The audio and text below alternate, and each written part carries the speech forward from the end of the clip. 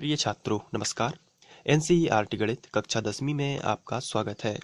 आज से हम लोग अध्याय 14 यानी कि सांख्यिकी शुरू कर रहे हैं और इस अध्याय का मैंने इंट्रो या इंट्रोडक्शन नहीं बनाया है क्योंकि ये इस अध्याय में उपयोग होने वाले सभी सूत्र जो हैं वो बहुत ही सिंपल है और क्वेश्चन के अकॉर्डिंग ये आराम से आप कर लेंगे। इसलिए आप बिल्कुल भी इंट्रो की टेंशन ना लीजिए, हम लोग साथ साथ में इसको कवर करेंगे और क्वेश्चन के अनुसार जो पूछा जाएगा उसका हम लोग फॉर्मूला बनाएंगे और उसी पे उसको सॉल्व कर देंगे। तो बहुत ही इजी तरीके से इसको करेंगे, बस आपको क्वेश्चन को देखना है, पढ़ना है और एक एक करके इनको सॉल्व करते जाना है। तो चलिए हम प्रश्नावली 14.1 का प्रश्न क्रमांक 1 लेते हैं और इसको सॉल्व करते हैं, देखते हैं उसमें हमें क्या ज्ञात करना है। तो प्रश्न क्रमांक 1 दिया गया है, विद्यार्थियों के एक समूह द्वारा अपने पर्यावरण संचेतना अभियान के अंतर्गत एक सर्वेक्षण किया गया। यानी कि विद्यार्थियों ने पर्यावरण संचेतना अभियान में एक सर्वेक्षण किया और उन्होंने उस सर्वेक्षण में जिसमें उन्होंने एक मोहल्ले के 20 घरों में लगे हुए पौधों से संबंधित निम्नलिखित आंकड़े एकत्रित किए। तो सर्वेक्षण कैसे किया उन्होंने? घरों में जाकर। कितने घरों में गए वो लोग? 20 घरों में गए। कौन? विद्यार्थी। तो विद्यार्थी 20 घरों में पहुंचे और उन्होंने क्या किया? पौधों से संबंधित आंकड़े एकत्रित किए और उन्होंने आंकड़ों को यहाँ पे लिखा है। ये देखिए आप, ये मैंने आंकड़े लिखे हुए हैं तो आप देख सकते हैं। अब आपको यहाँ पे ध्यान देने वाली बात यह है कि प्रति पर माध्य पौधों की संख्या ज्ञात करना है, यानी माध्य ज्ञात करना है। अब आपको नोटिस करना है कि क्वेश्चन में हमसे पूछा क्या गया है? हमसे पूछा गया है माध्य। पौधों की संख्या दी गई है 0 से 2 एक ही घर में है, 2 से 4 ऐसे 2 घर हैं जिनमें 2 से 4 पौधे लगे हुए हैं, ऐसा एक ही घर है जिसमें 4 से 6 पौधे लगे हुए हैं और ऐसे 5 घर हैं जिसमें 6 से 8 पौधे लगे हुए हैं। तो इस तरीके से ये आंकड़े उन विद्यार्थियों ने एकत्रित किए हैं। आप में से कुछ विद्यार्थी ऐसे हो सकते हैं जिन्हें क्वेश्चन समझ में ना आया हो, तो आप उसकी कोई भी टेंशन ना लीजिए। आपको ये तालिका दी जाएगी, बस इस तालिका को देखते ही आप माध्य ज्ञात कर देंगे। आपको क्वेश्चन में केवल इतना देखना है कि ज्ञात क्या करना है और तालिका आपको दी हुई है, ये सारणी जो दी हुई है इससे आपको आराम से इसको सॉल्व करना है। तो चलिए हम इसको सॉल्व करते हैं। सबसे पहले हम ये तालिका ये बनी है इस टाइप से, तो हम लोग बना लेंगे इसको। ये बनी है क्षैतिज, आप देख सकते हैं, और हम इसको ऊर्ध्वाधर बना लेंगे। आइए बनाते हैं। तो तालिका बनाने से पहले मैं यहाँ पे एक बात बता देना चाहता हूँ। माध्य 2 तरीके से निकाला जाता है। जैसे कोई संख्या दी गई है 2, 4, 6, 8, 10, यहाँ पे ये आंकड़े दिए गए हैं और आपसे कहा है इसका माध्य निकालिए। तो माध्य का फॉर्मूला होता है, माध्य का मतलब होता क्या है? औसत। तो इसका मतलब है सभी आंकड़ों को जोड़ दीजिए, 2 + 4 + 6। देखिए माध्य किस तरीके से निकाला जाता है, सभी आंकड़ों को जोड़ दिया और बटे जितने आंकड़े हैं गिनिए, 1 2 3 4 5, तो बटे में 5 से डिवाइड कर दिया। तो 4 और 2 6, 6 और 6 12, 12 और 8 20, 20 और 10 कितने हो गए? 30, और बटे में कितना है? 5, 5 से डिवाइड हो जाएगा, 5 छक्का 30। ये देखिए माध्य कितना आ गया? 6। तो अगर सिंपल आंकड़े दिए गए हों तो माध्य का फॉर्मूला होता है सभी आंकड़ों का योग बटे सभी आंकड़ों की संख्या। तो इस तरीके से माध्य निकाल सकते हैं। लेकिन जब हमें इस तरीके के आंकड़े नहीं दिए गए हैं तब हमें फॉर्मूला लगाना पड़ता है एक्स डैश, ये माध्य से दर्शाते हैं। एक्स डैश जो है ये किसके लिए है? सिंबल माध्य के लिए है। तो माध्य एक्स डैश बराबर होगा सिग्मा एफ एक्स बटे सिग्मा एफ। इस x का जो मतलब है वो है मध्य बिंदु। तो ये सब चीजें मैं अभी आपको बता रहा हूं कि ये मध्य बिंदु क्या कहलाता है, और f का मतलब होता है बारंबारता। तो ये फॉर्मूला कब लगेगा माध्य का? इसमें क्यों नहीं लगा ये? इसमें इसलिए नहीं लगा ये वाला क्योंकि जब हमें वर्ग अंतराल दिए गए हैं, जैसे हमें क्वेश्चन में दिया गया है इस तरीके से, आप यहाँ पे देख सकते हैं, ये कहलाता है वर्ग अंतराल। 0 से 2, 2 से 4। तो इस तरीके से अगर हमें इतने बस आंकड़े दिए गए होते, जैसे 1 2 1 5 6 2 3, तो हम डायरेक्ट माध्य निकाल लेते। लेकिन यहाँ पे दिया गया है वर्ग अंतराल साथ में। 0 से 2 ये डैश वाला जो है वो कहलाता है वर्ग अंतराल और नीचे वाले कहलाते हैं आंकड़े। तो पौधों की संख्या जो है ये जो सामने लिखी है 0 से 2, 2 से 4, ये वर्ग अंतराल यहाँ पे है और ये घरों की संख्या है। नीचे वाले जो आंकड़े दिए गए हैं इसे हम f से दर्शा देते हैं, तो ये जो है बारंबारता कहलाती है। तो अब यहाँ पे हम देखेंगे कि हमें तालिका कैसे, जब इस तरीके का हमें कुछ फिगर दिया गया हो और हमें माध्य ज्ञात करना हो, तो दो तो ये है, दो तालिका या दो स्तंभ तो ये बने हुए हैं और दो हमें माध्य ज्ञात करने के लिए बनाना पड़ता है, तो टोटल 4 स्तंभ हमें बनाने पड़ेंगे, इसलिए मैंने आपको ये बताया है। तो देखिए इस तरीके से हमने 4 स्तंभ बना लिए हैं, 1 2 3 4। ये जो 2 स्तंभ आपको दिख रहे हैं ये तो क्वेश्चन में भी दिए गए हैं 2 स्तंभ, तो ये यहाँ पे तो वो क्वेश्चन के आंकड़े सभी यहाँ पे लिखना पड़ेगा। और 2 स्तंभ ये जो आपको दिख रहे हैं इसमें उनका कैलकुलेशन होगा, तो फॉर्मूला लग जाएगा। इसलिए अब हम देखते हैं क्वेश्चन में कि क्या क्या हमें दिया गया है। जैसे अगर क्वेश्चन की बात की जाए तो यहाँ पे सबसे पहले लिखा है पौधों की संख्या, तो हम यहाँ पे भी लिख लेते हैं पौधों की संख्या। इसके बाद हमें क्वेश्चन में दिया गया है नीचे घरों की संख्या, तो हमने यहाँ पे लिख लिया घरों की संख्या। और सेकंड वाले को f से दर्शाते हैं क्योंकि ये बारंबारता फ्रीक्वेंसी है, इसलिए हम यहाँ पे f नाम दे देंगे। अब पौधों की संख्या की बात की जाए तो यहाँ पे 0 से 2, 2 से 4, 4 से 6 इस तरीके से लिखा है। तो सबसे पहले लिखा है 0 से 2, फिर लिखा है 2 से 4, आप बुक में देख सकते हैं अपनी।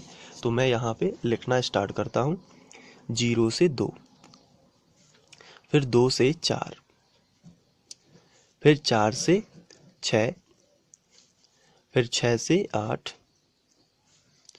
फिर 8 से है 10, फिर है 10 से 12 यहाँ पे, और फिर है 12 से 14।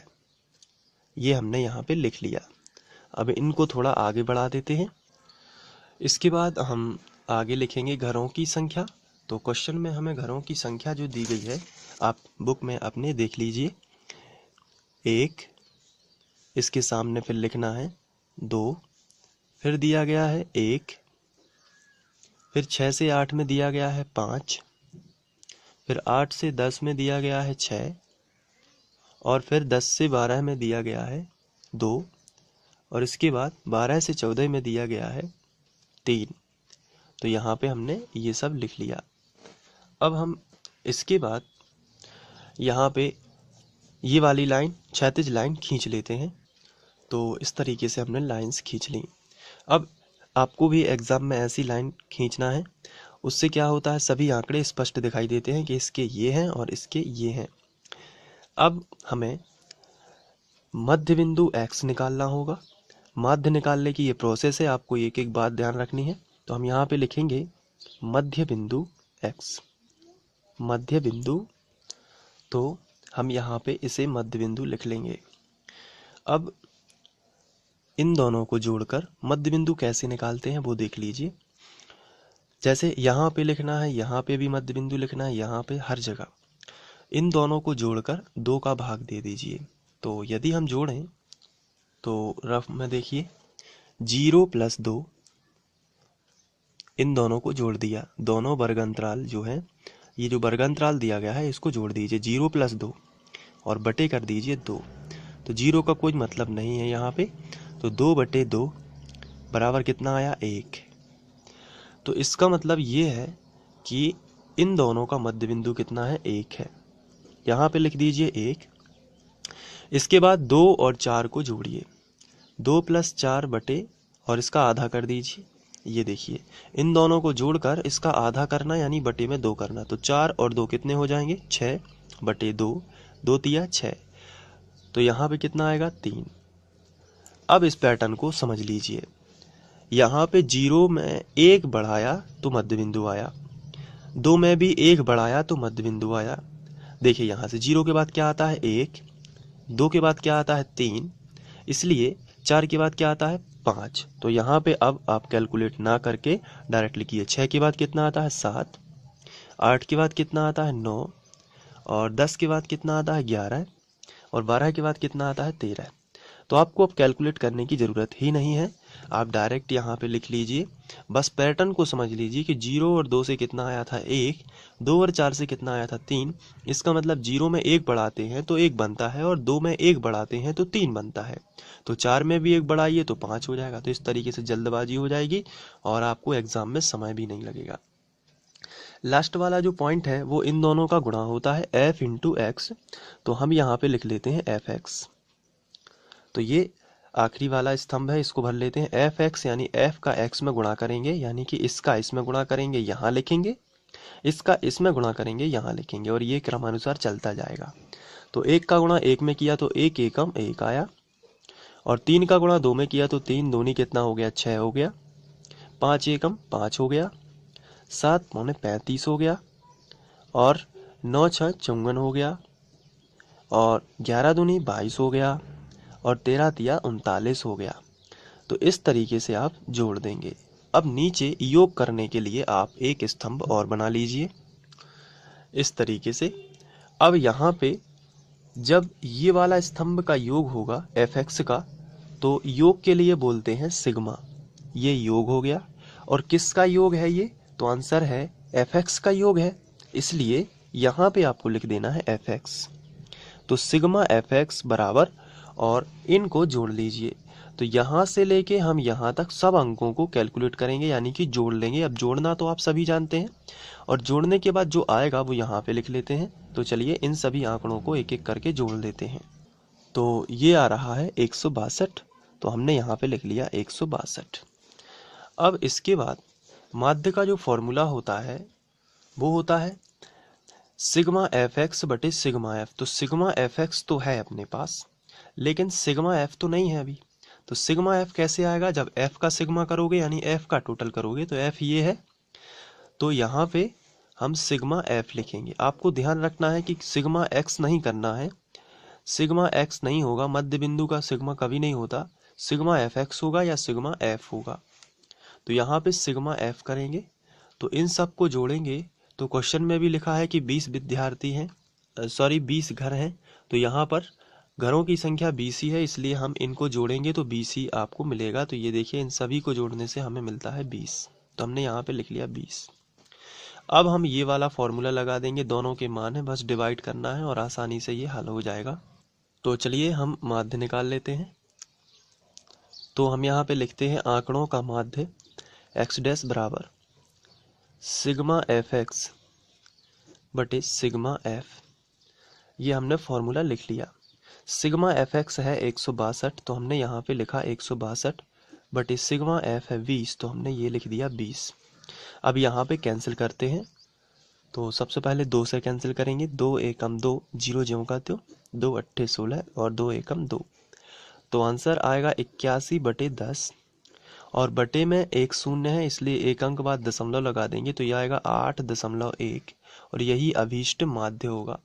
तो इस तरीके से प्रश्नावली 14.1 का प्रश्न क्रमांक 1 समाप्त होता है, और इसमें हमें माध्य ज्ञात करना है। तो आप इसको एक एक बार अपने कॉपी में करके भी देखिए, इससे आपकी प्रैक्टिस होगी, क्योंकि ये सभी क्वेश्चन प्रैक्टिस पर बेस है। जितनी ज़्यादा आप प्रैक्टिस करोगे उतना अच्छा रहेगा आपके लिए। और इसी प्रकार के सभी वीडियोस देखने के लिए आप free online coaching by Sandeep Khare की प्लेलिस्ट पर जाकर वहां से देख सकते हैं, और कक्षा 10वीं एनसीईआरटी जो प्लेलिस्ट बनी हुई है वहां पर आप जाकर क्रम अनुसार अध्ययन कर सकते हैं। तो वीडियो देखने के लिए थैंक यू।